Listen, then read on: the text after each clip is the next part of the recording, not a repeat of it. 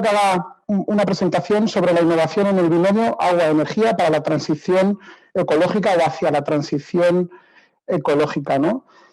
A simple vista puede parecer que estos dos recursos, ¿no?, el agua y la energía, no tienen nada que ver, ¿no? El primero es un recurso natural, que es el agua, y el segundo es un producto, ¿no? Un producto de la capacidad que tiene la materia para generar trabajos, ya sea en forma de movimiento, luz o calor. Pero lo cierto es que estos dos recursos están son intrínsecamente indisociables, ¿no? Sin agua no es posible tener vida y, evidentemente, sin energía, la vida tal cual la concebimos hoy en día, pues tampoco podríamos existir, ¿no? Evidentemente. ¿Por qué? Pues básicamente porque sin energía no podemos obtener el agua en las cantidades y en las calidades que requerimos hoy en día, tanto para el consumo humano como para la actividad del proceso productivo del siglo XXI. Por lo tanto, está claro que el agua genera energía, el ciclo integral del agua consume energía y producir energía requiere agua. Estos dos recursos son tan importantes que están identificados dentro de los objetivos de desarrollo sostenible, ¿no? El objetivo número 6, que es agua limpia y saneamiento, y el objetivo número 7, que es energía limpia, asequible para todos, ¿no? Respecto a la innovación, pues bueno, pues se puede decir que llevamos varios milenios utilizando el binomio agua-energía. En el caso del uso del agua para producir energía, pues la primera evidencia documentada de innovación pues se data del siglo I a.C., ¿no?, en la ciudad de Alejandría, donde se tiene reportado el primer molino donde se utiliza la fuerza del agua, la velocidad, el caudal, y se transforma en energía mecánica, ¿no? Es la primera gran innovación de la historia donde el agua se utiliza para producir directamente energía, en este caso energía mecánica. Posiblemente una de las grandes revoluciones del uso del agua para producción de energía, pues tenemos que ir hasta el siglo XIX, ¿no?, 1881, con la revolución de Edison, donde se consiguió pues la producción centralizada de energía eléctrica de corriente continua, ¿no? Ese fue pues el preludio de lo que un año justo después, en 1882, se arrancó la primera central hidroeléctrica, y todos sabemos hoy en día la importancia que tiene la energía hidroeléctrica en nuestro día a día, ¿no? Prácticamente el 90% de la energía renovable que se consume en el mundo es energía hidroeléctrica, y respecto a la potencia total instalada, pues está en torno al 17%. Aquí dos ejemplos de dos megaestructuras hidráulicas, ¿no? La de arriba la conoceréis todos, es la presa de Itaipú, con 14.000 megavatios, donde produce la energía del 95% de Paraguay y el 15% de Brasil, y estamos hablando en torno a 40 millones de habitantes, ¿no? Satisface las necesidades energéticas de 40 millones. Y abajo, pues, la presa de las Tres Gargantas, que es un auténtico monstruo, con una potencia instalada de 22.500 megavatios y una capacidad total de embalse cercana a los 40.000 hectómetros cúbicos. La capacidad total de embalse al 100% en España es de 54.000 hectómetros cúbicos, ¿no? Lo cual nos da una idea de la envergadura de estas grandes infraestructuras hidráulicas, ¿no? Si volvemos a ir otra vez atrás en el pasado y vamos otra vez al siglo I a.C., volvemos a tener el primer indicio de la gran innovación dentro del binomio agua-energía, que es la producción de vapor. Herón de Alejandría, allá por el 126 a.C., un poco antes, pues se le atribuye la creación de la primera máquina de vapor, que es el heliólipila, que es el artefacto que ven justo aquí, que al inicio no era más que un juguete, entre comillas, pero aquí se empezaron a hacer los primeros experimentos y primeros ensayos con la transformación del estado líquido al estado vapor del agua y sobre todo el cómo darle utilidad. El propio Herón, pocos años después, pues como pueden ver aquí abajo, le dio uso a ese vapor que generaba la heliólipila, que dejó de ser un juguete, y le encontró una utilidad y creó las primeras puertas automáticas mediante el calentamiento del agua, generación de vapor, y bueno, eso fue una de las primeras grandes innovaciones dentro del binomio agua-energía. Hoy en día, evidentemente, pues prácticamente todas las centrales térmicas del mundo utilizan el vapor como vector principal de producción de energía, ya sean centrales térmicas de quema de combustibles fósiles convencionales, carbón, petróleo, gas natural, centrales de ciclo combinado o incluso las centrales termosolares, que también utilizan el agua como vector principal, ¿no? Por lo tanto, el nexo agua para producir energía creo que está claro para todos nosotros, ¿no? La otra derivada es la energía para producir agua, para tener un binomio, ¿no? Está claro que todos los usos del agua necesitan una fuente de energía para su tratamiento, desde la captación del agua, desde los embalses en superficie o los acuíferos, su transporte, potabilización, depuración, regeneración y desalación, requerimos grandes cantidades de energía, ¿no? Se estima que el ciclo integral del agua a nivel mundial pues, consume en torno al 10% de la energía, ¿no? Y los costes de operación más importantes dentro del ciclo integral del agua también están relacionados con los consumos de energía. Evidentemente, esos consumos varían mucho en función del tipo de agua, ¿no? En esta gráfica que tienen aquí a la derecha, pues es una estimación del consumo de energía por metro cúbico de agua tratada en función de la fuente, ¿no? Del tipo de agua de donde la cojamos. Si es un lago, evidentemente el consumo de energía es menor que si son aguas subterráneas y evidentemente pues, si nos vamos al caso, entre comillas, más desfavorable, pues es la desalación, ¿no? De agua de mar, donde estaríamos en consumos de energía muchísimo más elevados que las aguas superficiales y subterráneas, ¿no? El kit de la cuestión es que el problema en sí no es la falta de agua, ya que el agua se conserva en el planeta desde que existe, ¿no? Simplemente cambia de estado y cambia de ubicación. El problema es el acceso al agua potable, ¿no? Ahora bien, con la suficiente energía, como estamos viendo en este caso, con la suficiente energía podemos obtener agua de distintas fuentes, ¿no? Desde desalar agua de mar o incluso, como Pedro Simón ha explicado perfectamente, podemos regenerar agua residual y podemos incluso, consumiendo muchísima energía, producir agua pura, ¿no? Agua de altísima calidad que ni siquiera sería apta para el consumo humano. Creo que nos queda claro a todos que hay un binomio claro y evidente, indisociable entre el agua y la energía. Pero el camino hacia la transición ecológica, el camino hacia la economía circular y a la sostenibilidad total, económica, social y medioambiental, me temo que no es una relación de pareja, ¿no? No es un binomio, sino que se trata más de un trinomio o de un trío, ¿no? Donde el alimento, la agricultura, juega un papel muy, muy importante en el nexo agua-energía.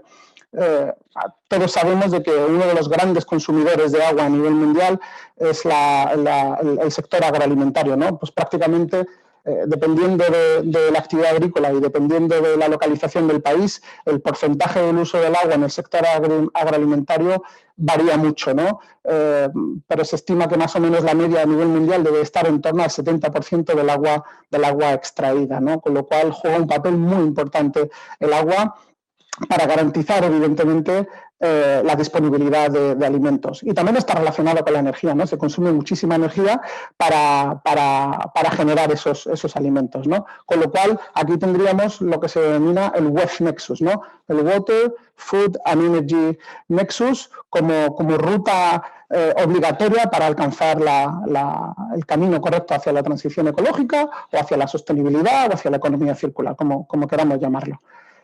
Respecto a la innovación dentro de Aqualia, pues comentar que nuestro departamento, el Departamento de Innovación y Tecnología, se creó en el año 2008, en plena crisis mundial, una de las crisis más importantes junto con el crack del 29, y Aqualia, pues a contracorriente de lo que se suele hacer en las empresas, que es hacer desinversiones en I+D, pues Aqualia decidió crear un departamento de I+D en el año 2008.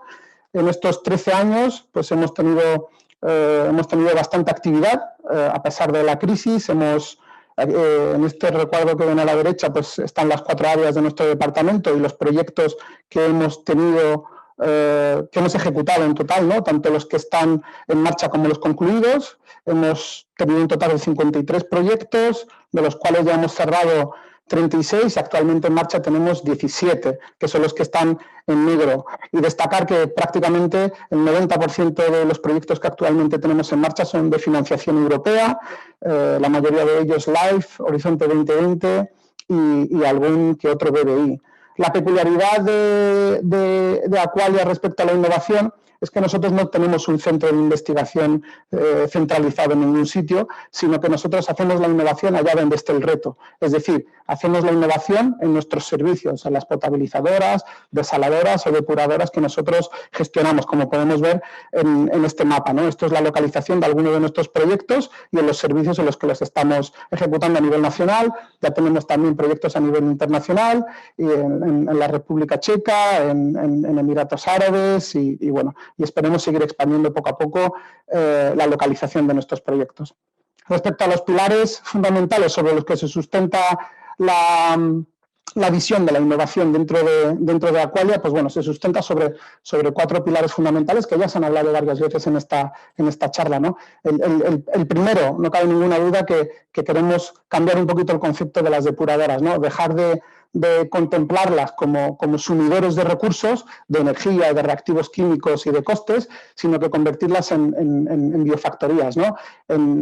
Realmente lo que queremos es quitar el concepto de residual, ¿no? Y dejarlo simplemente en agua, ¿no? Aguas secundarias, aguas usadas. El agua residual tiene un alto contenido en materia orgánica, y por lo tanto sabemos, no solo nosotros, sino prácticamente desde siempre con procesos anaerobios, que somos capaces de transformar esa materia orgánica en un biogás, ¿no? Biogás que podrá ser utilizado para distintas aplicaciones, tanto para cogeneración, y en nuestro caso sí que estamos muy focalizados en la parte de la reconversión de ese biogás en un biometano de alta calidad para uso vehicular o incluso inyección en red para ser utilizado por la flota de vehículos de nuestros servicios y de nuestros ayuntamientos, ¿no?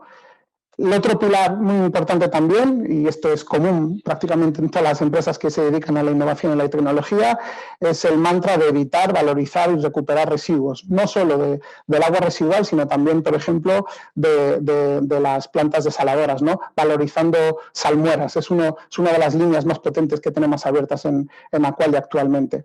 Dentro del agua residual, dos de los elementos que creemos que cada día van a tener más importancia e interés en recuperarlos son precisamente dos de los contaminantes que tenemos que eliminar, no son el nitrógeno y el fósforo. Las aguas residuales son ricas en nitrógeno y fósforo y bueno, en el caso del nitrógeno pues estamos usando procesos de nitrificación, desnitrificación para volver a mandarlo a la atmósfera.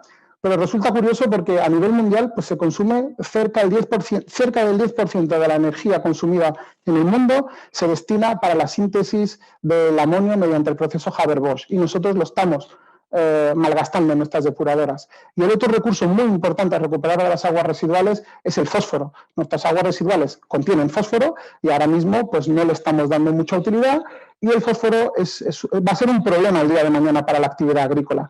La actividad agrícola consume mucha agua, pero la actividad agrícola también necesita nutrientes esenciales, ¿no? Los famosos NPK, nitrógeno, fósforo y potasio, y el fósforo es un recurso no renovable que está geolocalizado y según las estimaciones más alarmistas, pues se supone que tenemos pues más o menos reservas para 50, 60, 70 años al ritmo de consumo actual del fósforo, ¿no? Por lo tanto, recuperarlo de las aguas residuales es fundamental, ¿no? No solo para nosotros, Aqualia, sino en general para todo el sector. Y la parte más importante, el pilar más importante para alcanzar la sostenibilidad es la regeneración y la reutilización de aguas residuales, que como bien ha dicho Pedro Simón, hay zonas en las cuales hoy en día no se entiende por qué no se está regenerando y se está reutilizando el agua, porque tienen un alto estrés hídrico.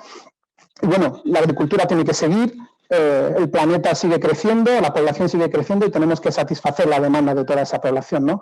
Y si no somos capaces de reutilizar, de regenerar de forma segura, sin riesgos y reutilizar el agua, entonces estaremos haciendo algo muy mal, ¿no?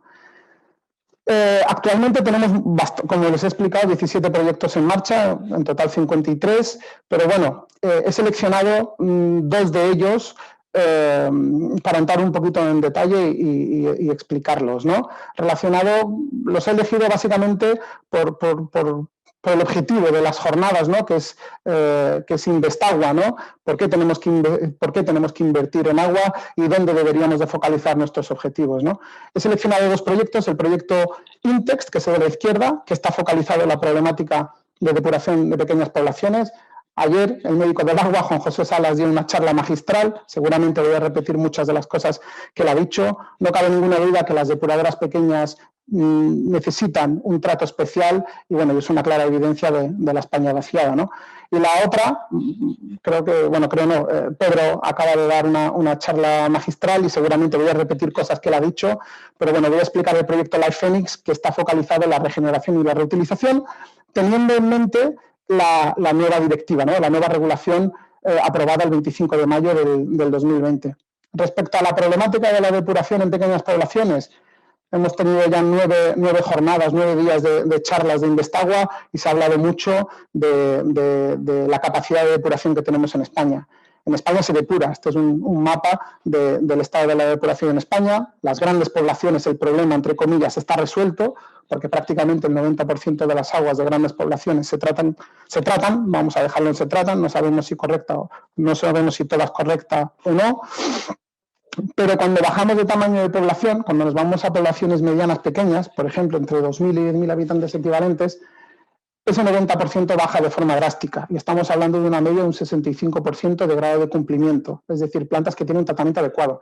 Si bajamos aún más el tamaño de población, estamos a menos de 2.000 habitantes equivalentes, ese porcentaje baja a un 40-50%, ¿no? Y recordemos que en España hay 8.000 municipios, de los cuales 72 son menores de 2.000 habitantes. Ayer Juan José Salas puso estos números, esta estimación de los posibles millones de habitantes equivalentes que quedan por depurar. De los de menos de 2.000 habitantes equivalentes, se estima que estamos entre 3-4 millones. Seguramente esa cifra sea mayor, ¿no? Por lo tanto, queda mucho trabajo por hacer. Diferencias entre pequeñas y grandes, es evidente, ¿no? No solo en estas dos imágenes, ¿no? Una población pequeña y una población grande. Hay diferencias significativas en el tipo de agua, espacio disponible, como pongo en la lista, ¿no? Variaciones de caudal, capacidad económica, capacidad técnica. Considerando que de los más importantes a tener en cuenta para distinguir entre ellos dos es la capacidad económica, relacionada directamente con el factor de escala, la capacidad técnica, operación y mantenimiento. En las plantas de muy pequeño tamaño, generalmente no hay una persona especializada que pueda gestionar ese tipo de plantas, suele ser el fontanero del pueblo. Y luego otro punto importante es la gestión de fangos, ¿no? Cuanto más pequeña es la población, más difícil, ¿no? Por lo tanto, es claro y evidente que hay una diferencia sustancial entre lo pequeño y lo grande. Respecto a las soluciones tecnológicas a implantar para la depuración en pequeñas poblaciones, la selección de tecnología, pues se ha comentado también durante estas jornadas, ¿no?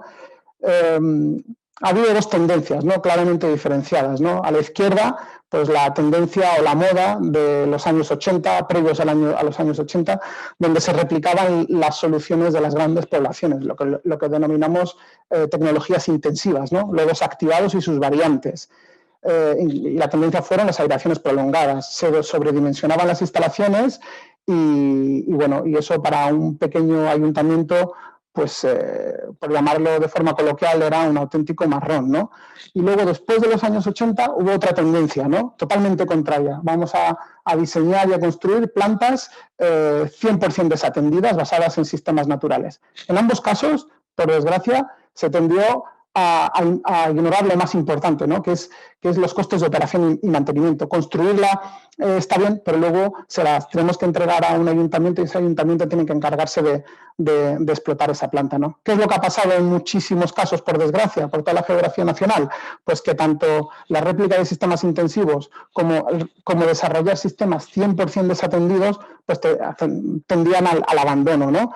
Como podemos ver en estas dos imágenes. Por lo tanto, no parece que tenga sentido echar a pelear procesos extensivos y procesos intensivos, cuando ya hemos visto en la diapositiva anterior que hay una gran diferencia entre pequeñas poblaciones y grandes poblaciones, ¿no? Y de ahí, con el médico del agua, con Juan José Salas, surgió el concepto INTEX, ¿no? La virtud está en el justo medio, ¿no? ¿Por qué no desarrollar sistemas híbridos? ¿Por qué no cogemos un sistema extensivo y lo semi-intensificamos? ¿Por qué no ponerle un interruptor? ¿Por qué no? El proyecto INTEX tiene el objetivo de desarrollar una planta demostrativa que la estamos construyendo en Talavera de la Reina, pero con eso no resolvemos el problema de la depuración en pequeñas poblaciones. ¿Por qué? Porque, como hemos visto en la primera diapositiva, ya tenemos entre un 50% de depuradoras de menos de 2.000 habitantes que están construidas. Por lo cual, junto con el Centro Nacional de Nuevas Tecnologías del Agua en Carrión de los Céspedes, vamos a hacer un diagnóstico y vamos a estudiar posibles mejoras que se pueden hacer a las plantas que ya existen, ¿no? Por lo tanto, queremos desarrollar plantas nuevas con el concepto de INTEX, pero también queremos aplicar el concepto de INTEX a plantas que ya existen, ¿no? Analizarlas y mediante un sistema de toma de decisiones ver si hay posibilidad de mejorarlas o no mejorarlas para que lleguen a cumplir, ¿no? Hacer un upgrading, como se dice en inglés, ¿no? Con lo cual, con estas tres patas, creemos que así podemos abordar, igual somos demasiado ambiciosos, la problemática de las pequeñas depuradoras a nivel nacional. Bueno, este es un pequeño diagrama de una representación de dónde se colocarían las dos tecnologías, ¿no? Las intensivas en la parte de arriba, ¿no? Son procesos que consumen energía, vamos a decir energía, no vamos a decir ni mucha ni poco, son procesos que consumen energía y que requieren poco espacio. En el eje de las X tenemos los metros cuadrados por habitante equivalente y en el eje de las Y los kilovatios hora por metro cúbico para tratar el agua, ¿no? Y en el otro lado, en el otro extremo, pues tenemos las tecnologías extensivas, ¿no? Mucho espacio y en teoría poca energía. Y aquí pues hay un gap, hay un hueco, ¿no? Un hueco, un nicho que creemos que es donde encaja la tecnología INTEX, ¿no? Vamos a intentar desarrollar tecnologías que ocupen entre 0,5 y 1,5 metros cuadrados por habitante equivalente y que consuman algo de energía, no pasa nada. Energía que se podrá satisfacer, por ejemplo, simplemente con placas solares, ¿no? Con energías renovables.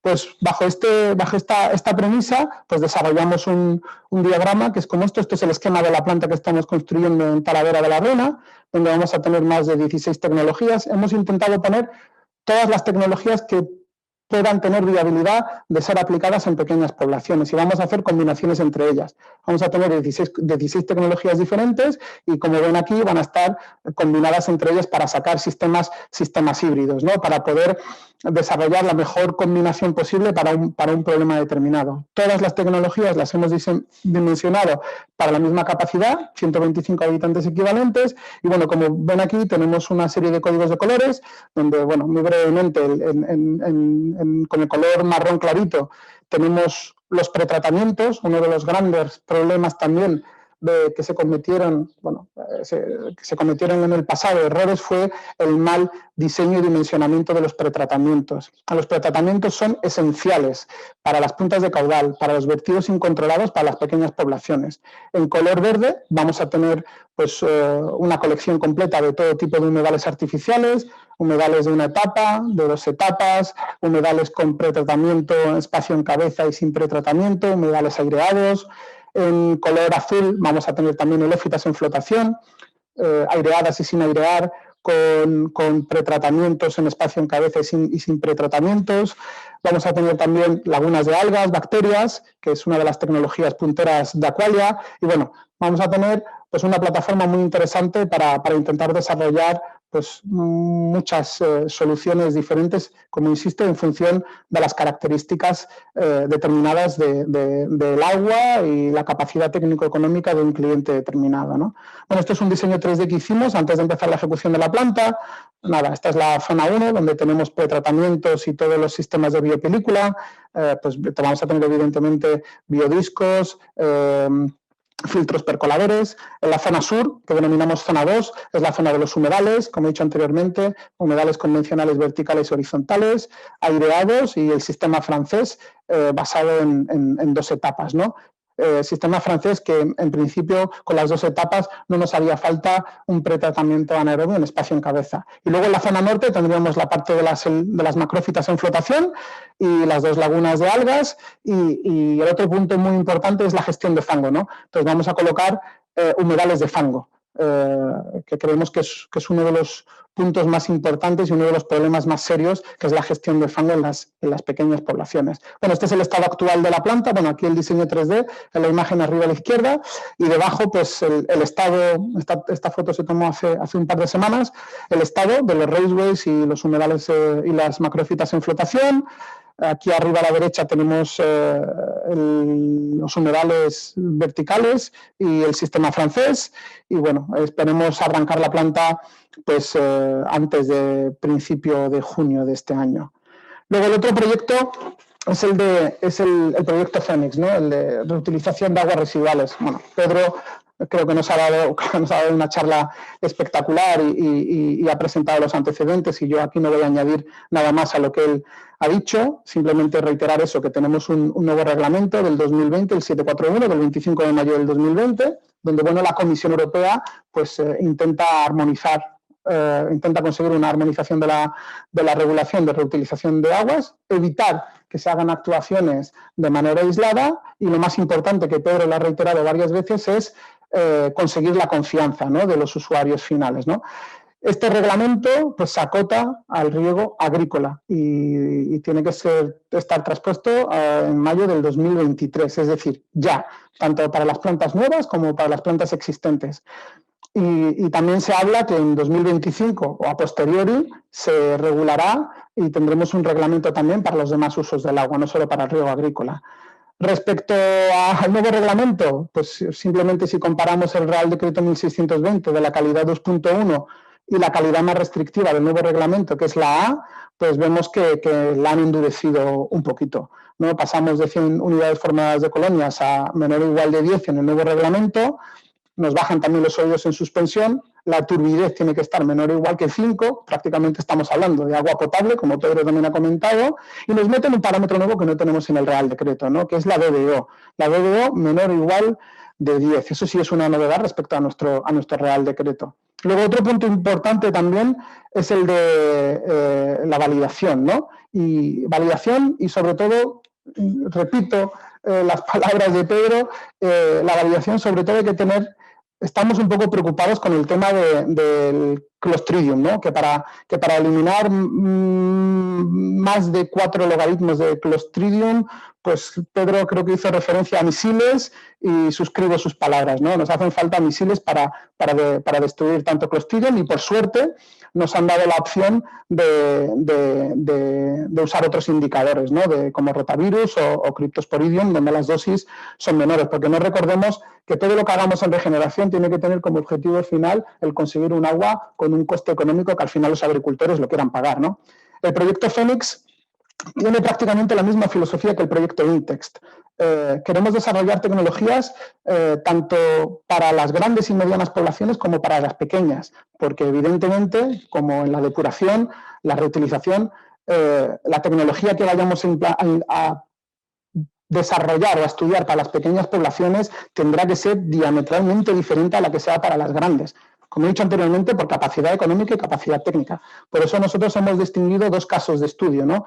Desarrollar soluciones para grandes y medianas poblaciones, donde vamos a hacer muchísimo hincapié en los pretratamientos básicamente porque nos piden turbidez muy baja, eliminar DDO y sólidos muy bajos. Y uno de los principales objetivos de mejorar los pretratamientos es el de reducir la dosis de desinfección, ¿no? Y al final lo que nos va a dar es reducir costes de operación y sacar un agua a un menor coste que luego un agricultor pueda comprar, evidentemente. Y respecto a las pequeñas es igual. Vamos a tener pretratamientos y vamos a tener sistemas de desinfección de bajo coste basados en sistemas solares, y también vamos a testar a una escala ya grande de 15 metros cúbicos hora ultravioleta LED.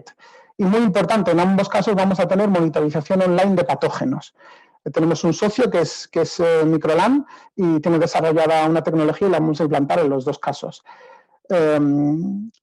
Y bueno, en un poquito voy a entrar muy poco en detalle respecto a las soluciones que queremos desarrollar para las pequeñas y medianas. El concepto que hemos desarrollado va a ser una planta flexible, transportable, ¿no? Va a ser un plug and play. Vamos a empezar en Almería, en la depuradora del Toyo.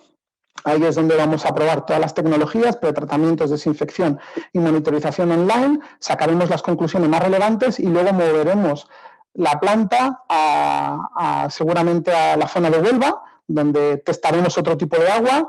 Como ha hecho referencia Pedro también, queremos estudiar también el tema de la salinidad y cómo puede afectar a nuestro sistema de terciario, de regeneración y reutilización. Y finalmente acabaremos también en Portugal, donde ya tienen aprobada una legislación que se parece bastante a la regulación europea, ¿no?, la 741. Esto es un poco el esquema de lo que hemos diseñado. Como he dicho, va a ser una planta flexible, transportable, donde vamos a tener pues, un bastidor en amarillo, un bastidor de tratamientos físico-químicos, coagulación, floculación, carbón activo, decantación lastrada, flotación por aire disuelto y flotación por ozono disuelto. Vamos a tener también un bastidor completo de sistemas de filtración y biofiltración, sistemas de lavado en continuo.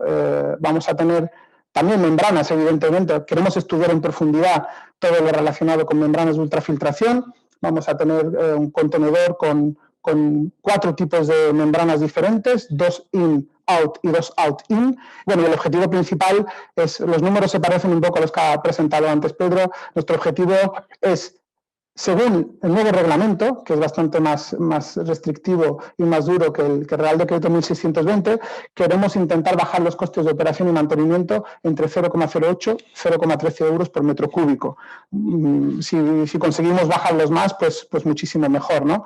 Esta planta flexible pues nos da la oportunidad de hacer muchas variantes, ¿no? Esta tabla se presenta un poco las posibles soluciones que podemos estudiar. Estamos hablando de una planta que la parte físico-químico va a tener una... O sea, no estamos hablando de un piloto, estamos hablando prácticamente de una planta a escala 1:1.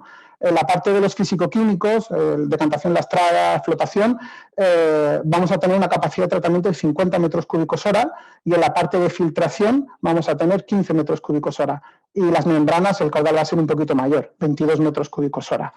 Luego también vamos a tener un bastidor completo de desinfección y oxidación avanzada donde lo vamos a probar prácticamente todo. Vamos a probar agua oxigenada, ultravioleta, ozono, vamos a tener preozonización con un Puravac, con una filtración con carbón activo para mejorar la transmitancia. Bueno, vamos a tener la posibilidad de testar muchas posibles combinaciones, insisto, para intentar conseguir un agua de calidad, segura, fiable y sobre todo reducir los costes, ¿no? Que es lo más importante. Muy rápidamente, esta es una de las posibles configuraciones de nuestra planta flexible, coagulación, floculación, la decantación lastrada, discos de filtro ultravioleta. Esto es otra. Simplemente abriendo y cerrando válvulas, pues podemos conseguir, pues, hacer procesos, todos ellos físico-químicos, podemos tener muchas combinaciones en muy poco tiempo y conseguir muchísima información muy relevante. Muy brevemente, este es el diseño que estamos haciendo de los distintos elementos, los más importantes. Esta es la planta multimembrana con las 4 membranas diferentes. Esta es la planta de filtración y biofiltración, la decantación lastrada, la flotación por aire disuelto, por ozono disuelto y finalmente, aparte de abajo, el decantador de Newland de desinfección y oxidación avanzada, porque queremos también estudiar qué es lo que pasa con los contaminantes emergentes. Y en este proyecto también vamos a analizar el tema de los microplásticos, ¿no? Por eso tenemos pretratamientos tan buenos aguas arriba de la desinfección, ¿no? Creemos que los microplásticos hay que prestarles especial atención y los vamos a analizar en detalle. Bueno, Aqualia tiene muchos más propósitos respecto del camino hacia la transición ecológica, a la sostenibilidad, más allá de la innovación, ¿no? En el año 2014, pues Aqualia fue el primer operador del sector en integrar el cálculo de la huella de carbono de todas sus actividades. En el año 2018 tuvimos el proyecto Clima, en el cual tenemos un compromiso de cambiar un determinado número de vehículos dentro de la flota de vehículos para reducir las emisiones, ¿no? CO2 y NOx. Actualmente tenemos en distintos servicios pues, coches eléctricos y coches de biogás, ¿no? De hecho, tenemos ya 10 plantas de purificación de biogás a nivel nacional, donde estamos transformando el biogás en biometano de alta calidad. Bueno, y finalmente, recientemente, en 2020, pues Aqualia también fue pionera, la primera empresa especializada en el sector de gestión integral del agua en firmar un acuerdo de compraventa de energía renovable a largo plazo, ¿no? Hemos contratado pues, 76 gigavatios hora anuales, lo que corresponde aproximadamente al 17% del total de la energía consumida a nivel nacional por la empresa, ¿no? Que como saben es donde más actividad tenemos, ¿no? dentro de la empresa, ¿no? Como reflexión o conclusión, yo creo que un poquito conclusión de todas, no solo de mi charla, sino de todas las que he escuchado, ¿no? Que cada cuenta gota y el agua es un recurso muy importante, vital para la vida, y tenemos que intentar ahorrar y intentar ahorrar y gestionarla de una forma eficiente e inteligente. ¿Lo estamos haciendo? Sí, lo estamos haciendo. Simplemente dos detalles, ¿no? En España se ha reducido el consumo en los hogares de una forma significativa. Estamos en 128 litros habitante día. Según, bueno, de acuerdo a los datos del 16º Estudio Nacional de Suministro de Agua Potable y Saneamiento del 2020, regeneramos, somos líderes europeos en regeneración y reutilización de aguas, ¿no? Siendo Samur evidentemente el líder número 1 a nivel nacional, pero aún así es poco. O sea, regeneramos y reutilizamos solo el 7,1% del agua que llega a nuestras depuradoras. Por lo tanto, ahí todavía nos queda mucho por hacer y esperemos que la nueva legislación no nos ponga un palo en las ruedas al haberse endurecido tanto, ¿no? Y no bajar esos 298 hectómetros cúbicos. Pero la parte, entre comillas, negativa y donde tenemos que hacer la reflexión es, por ejemplo, las aguas no registradas, ¿no? Donde saben que las aguas no registradas son tanto las pérdidas aparentes como las pérdidas reales. Estamos hablando de un 23% del agua abastecida. Estamos hablando de 900 hectómetros cúbicos. Por lo tanto, se ha hablado muchísimo durante estas jornadas de la necesidad de inversión, ¿no? Del envejecimiento de nuestras redes de distribución, no solo de agua potable, sino también de agua residual, pero en el agua potable estamos hablando que en el último informe se habla de una tasa de renovación del 0,4%. Hemos bajado 0,2 puntos respecto al informe anterior. Durante estas jornadas, el primer día, hemos tenido una buena noticia, ¿no? De la vicepresidenta cuarta y ministra de Transición Ecológica, con una inversión de 7.000 millones de euros en materia de agua durante los próximos 6 años, pero no les voy a engañar. Yo personalmente siento un poco de envidia cuando veo, por ejemplo, que en el plan MOVES, recientemente también anunciado, pues se van a invertir 13.200 millones de euros en 3 años, ¿no? Por lo tanto, hace falta inversión. El agua es el elemento más importante para la vida y para el desarrollo socioeconómico. Ya hemos visto que el agua no es solo para beber, sino que juega un papel fundamental en la agricultura y en la producción de energía. Conclusión, el agua es vital para la vida. Muchas gracias.